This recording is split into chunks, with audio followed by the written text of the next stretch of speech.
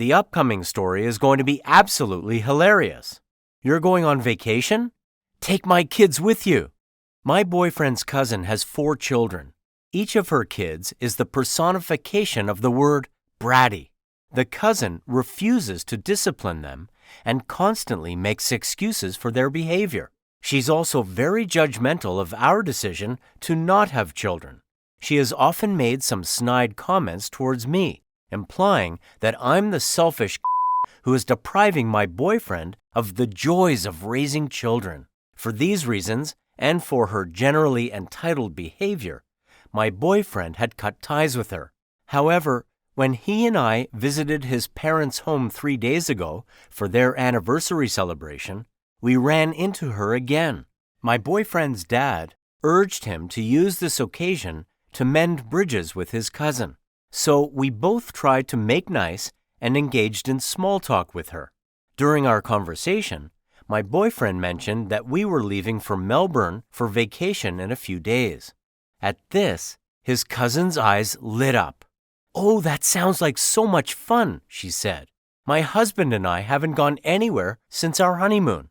She whined some more about how hard it is for them with 4 kids, if only they could afford such luxuries, etc. I could tell where this was going. My boyfriend probably felt sorry for her and, being the kind and generous soul that he is, offered to buy them a weekend in a resort in Mount Abu, a hill station in India. His cousin's face scrunched up. "That's nice, but why can't you just take us to Melbourne with you?" My boyfriend, getting a bit annoyed but still patient, said, "Well, we want to spend some time alone together. Plus, we'll be meeting some close friends there. Besides, Mount Abu is a beautiful place. Your kids will love it." His cousin, in an annoying Karen tone, said, "I still don't see why you can't take us to Australia. You're being so selfish, going on this great trip and sticking your family with a cheap weekend getaway." My boyfriend's mom chimed in and said, "He's making a very generous offer. Either take it or leave it." His cousin, with an expression on her face that morons wear when they think they've had a bright idea, said, "Oh, I know. Why don't my husband and I go to Mount Abu and you can take our kids to Melbourne?" "What?" I exclaimed. The cousin said, "It's a great idea. The kids can have fun in Melbourne with you two, and my hubby and I can enjoy a peaceful weekend. This way, the kids can actually spend some time with their uncle. You never make time for them." My boyfriend said, "I'm offering for the last time. It's either the weekend in Mount Abu or nothing at all. And why the hell would we ruin our vacation taking care of your kids?" His cousin said, "How can you say that? My kids are so well behaved. You'll have so much fun spending time with them. Besides, my husband and I could really use some quiet time together. You and OP don't have any responsibilities. You have no idea how hard it is to raise 4 kids. You can afford this trip. I don't see why you won't share with family." My boyfriend said, "One more word, and you're losing my Mount Abu offer." On hearing this, his cousin didn't say another word.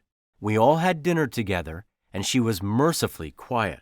If only her kids had followed her example. You'd think this would be the end of it, but no. We had seriously underestimated her dedication to Karen-ness. This morning, his cousin showed up at my apartment with the kids in tow. I was shocked to see her, of course, and asked if something was wrong. She smiled and said, "I'm just here to drop the kids off. You're leaving tonight, right?" After taking a second to recover from the shock, I asked, "Did you fall and hit your head or something? We told you we weren't taking your kids with us. What part of that did you not understand?" She then tried to convince me that my boyfriend had called her later on and had agreed to take her kids. I knew this was bullshit and called it as such.